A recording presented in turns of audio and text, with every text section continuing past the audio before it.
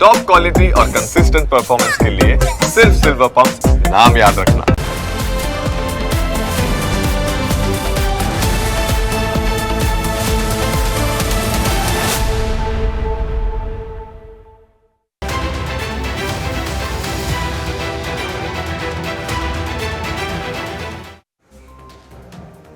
નમસ્કાર, પ્રાઇમ 9 સાથે હું છું જીગર। જો તમારે પાસપોર્ટ કઢાવવાનો હોય અથવા તમે પાસપોર્ટ ધરાવો છો તો આ સમાચાર તમારા માટે મહત્વના છે, કારણ કે રાજ્યના ડીજીપીએ પાસપોર્ટ વેરિફિકેશનની પ્રક્રિયાને વધુ સરળ અને સુગમ બનાવવા માટે મહત્વની જાહેરાત કરી છે।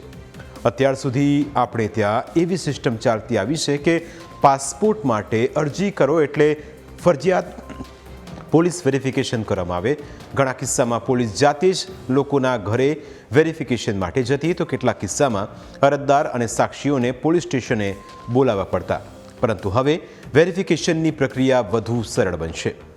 રાજ્યના પોલીસ વડા જ્ઞાનેન્દ્રસિંહ મલિક દ્વારા રાજ્યના નાગરિકોની સુવિધા અને પાસપોર્ટ વેરિફિકેશન પ્રક્રિયાને વધુ પારદર્શક તેમજ સરળ બનાવવા માટે તમામ પોલીસ સ્ટેશનો અને અધિકારીઓને મહત્વપૂર્ણ દિશા નિર્દેશો આપવામાં આવ્યા છે।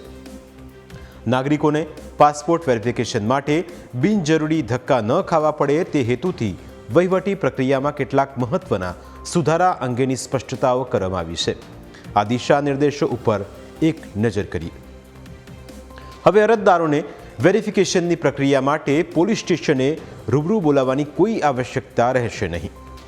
પોલીસ વેરિફિકેશન દરમિયાન માત્ર અરજદારની નાગરિકતા અને તેમના ગુનાહિત ઇતિહાસની જ ચકાસણી કરવાની રહેશે। પોલીસે પાસપોર્ટ અરજદારોના સરનામાની અલગથી ચકાસણી કરવાની જરૂરિયાત નથી। આ ઉપરાંત પોલીસે અરજદારને રૂબરૂ મળવાની કે અરજદારની સહી લેવાની પણ જરૂર રહેતી નથી।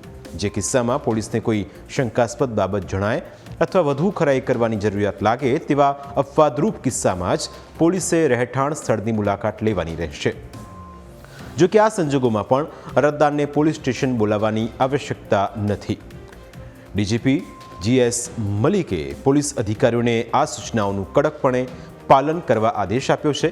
સાથે સાથે રાજ્યના તમામ નાગરિકોને પણ અપીલ કરવામાં આવી છે કે તેઓ આ સરળ પ્રક્રિયાથી માહિતગાર થાય અને કોઈ પણ બિનજરૂરી પ્રક્રિયામાં ન પડે।